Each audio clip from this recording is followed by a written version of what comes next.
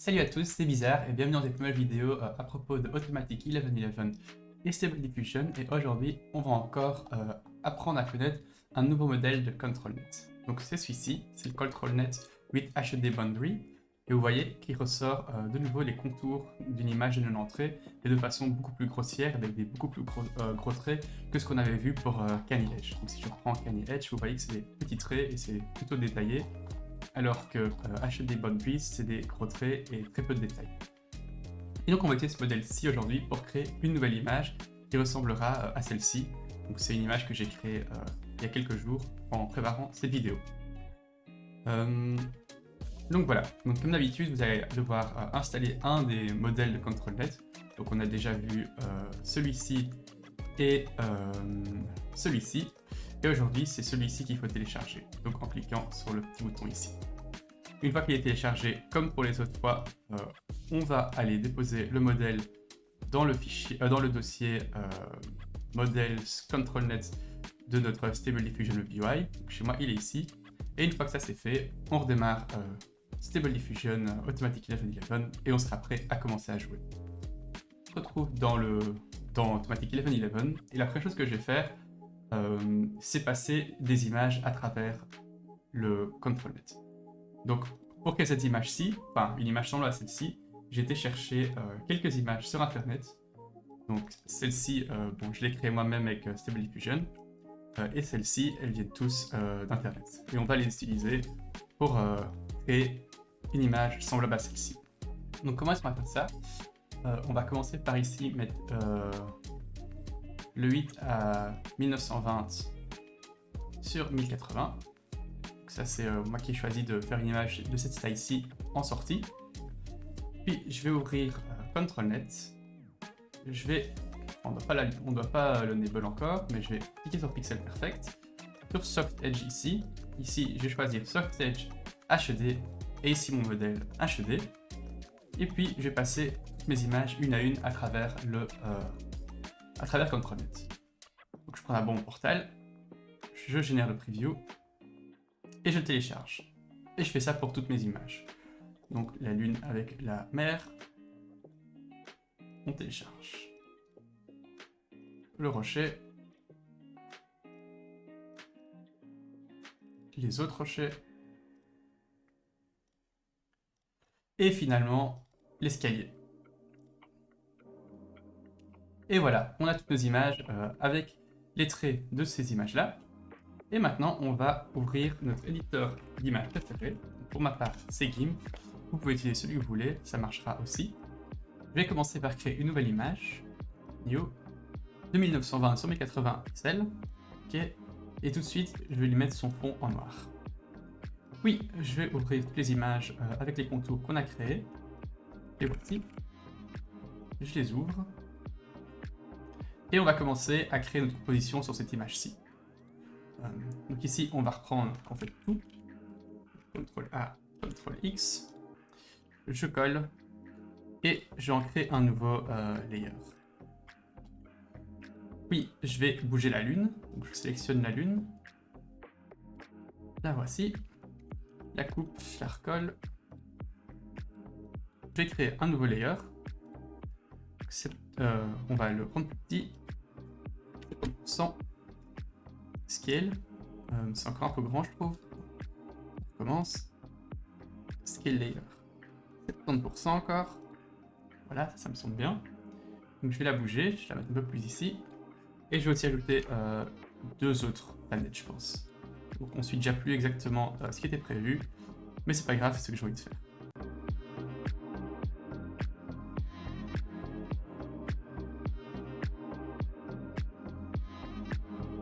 On a nos trois planètes.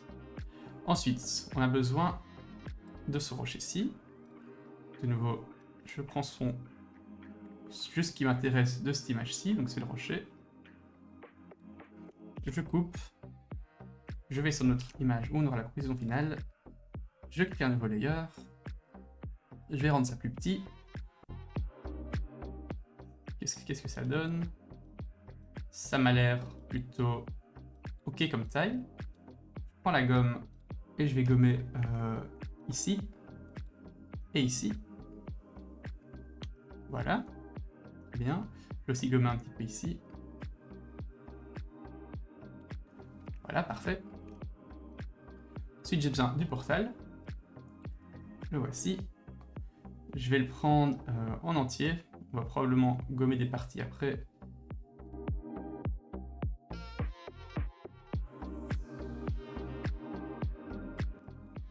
Il est encore un petit peu grand, je pense. Oui. Ou alors, est-ce que je fais comme ça? Je vais laisser comme ça. Et du coup, on va reprendre la gomme. Et on va gommer un petit peu ici. Un petit peu ici. Et peut-être un petit peu... En fait, non, on va laisser comme ça, je crois. On va laisser comme ça pour le moment. On va aller chercher l'escalier, on verra ce que ça donne après.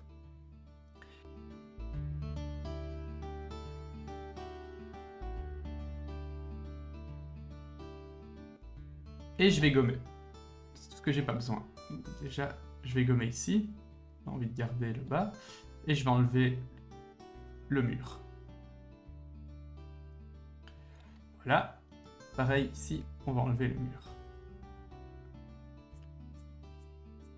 Hop. Ça m'a l'air bien. C'est ici aussi. Ouais.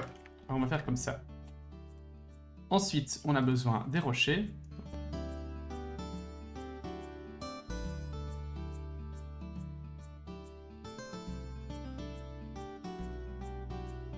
Je reprends ma gomme et je vais gommer ici.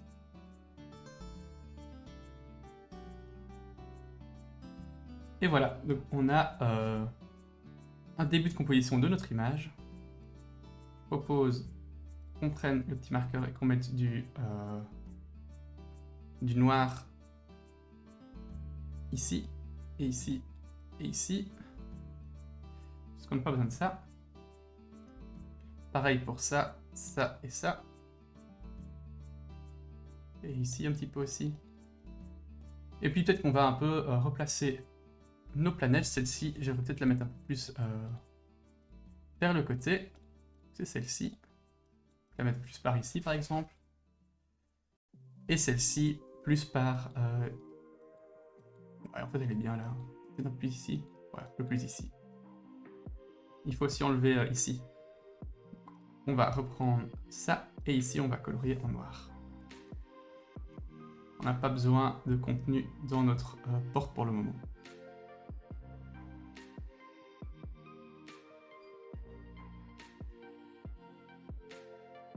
Et on va aussi effacer ici. Et on est prêt à enfin générer une image en utilisant ceci. J'ai plus besoin de ça normalement, mais je vais le faire. Je rouvre Stable Diffusion, je recharge une fois, ça, je ferme, et on va tout de suite reprendre CTRL-Net, aller chercher notre image qu'on vient de générer, c'est celle-ci, cliquer de nouveau sur Soft Edge, on n'a pas besoin de préprocesseur cette fois-ci vu qu'on a déjà notre image ici. On va l'activer, CTRL-Net, Pixel Perfect à nouveau. Et c'est tout, hein, je pense, c'est bien tout. Ici, on remet nos dimensions, donc 1920 sur 1080. Enfin non, on va commencer plus petit. 1080 divisé par 2, ça fait 540. 540. Et 1920, ça fait 960. On va tester, voir si ça marche. Les 8 proc, pour voir si tout est en ordre. C'est déjà pas mal. C'est déjà pas mal du tout. Mais il n'a pas gardé ma lune. Du tout. Enfin, les planètes du tout. Enfin, on voit les contours, mais il n'y a plus rien. Donc on va commencer à créer notre prompt. Donc c'est parti. On va essayer d'abord, sans utiliser le Regional Prompter, mais à mon avis, on en aura besoin. Stone door on rock island in a lake. A path of stones to the island. Big Moon and Planets. On va mettre des montagnes dans le fond, je trouve que c'est chouette ce qu'il proposait. Mountains in Pack. Et on va commencer avec ça. Generate. Alors, c'est pas mal. Ça c'est bizarre. Mais du coup, je vais tous essayer avec le Regional Prompter. Donc si vous ne connaissez pas le Regional Prompter, j'ai une vidéo dédiée au sujet. Je propose qu'on se retrouve dès que j'ai trouvé un prompt qui marche plus ou moins. J'ai bossé mon prompt et le voici. Donc vous pouvez mettre la vidéo en pause si vous voulez le lire, mais on tombe sur des images de ce style-ci. Donc je vais maintenant générer 4 images avec cette taille-ci, et j'en choisirai une pour continuer pour la suite de la vidéo. On a nos 4 images. Donc celle-ci, celle-ci, celle-ci et celle-ci. Et je pense que c'est la première que je préfère. Et donc ce que je vais faire, c'est que je vais cliquer ici sur Send to Image to Image. Donc voilà, donc on a notre prompt, on a notre image. Je vais remettre un random seed ici. Ici, je vais augmenter la taille pour générer une grande onde d'image, donc 1920. Et c'était 1080. 1080, voilà. Ensuite, je vais pas remettre CTRL Net cette fois-ci, donc on le ferme. Par contre, je vais utiliser le Regional Prompter, donc il est bien actif. Ça, c'est pas juste. Il faut 1, 1, 1. Voilà, comme ça. Pour le reste, tout est bon. Ici, je vais mettre pas trop de bruit, donc 0.4, ça me semble bien. Allez, non, je vais mettre même 0.3. Donc le but, c'est de redessiner presque la même image en plus grand, avec plus de détails. Donc je mets un peu de bruit pour qu'il dessine, qu'il ait un peu de liberté et qu'il arrive à dessiner des détails, mais pas trop pour garder quand même cette image-ci en plus détaillée. Et donc, il me semble que tout est en ordre, donc on va générer. La génération d'images en plus grand est finie, donc la voici. Bon, il y a encore plein de parties qui ne sont pas très nettes ni détaillées, mais on verra dans une vidéo prochaine comment générer des images plus grandes et plus détaillées. Mais maintenant, on va finir cette image en ajoutant dans le portal un autre monde, enfin, du coup, on voit vers où on va si on rentre dans ce portal. Et pour faire ça, on va utiliser l'Inpaint. Donc je clique sur Inpaint, j'appuie sur S pour que l'image s'ouvre en plus grand. Et je vais juste mettre du noir dans la zone que j'ai envie de Inpaint. Donc la voici.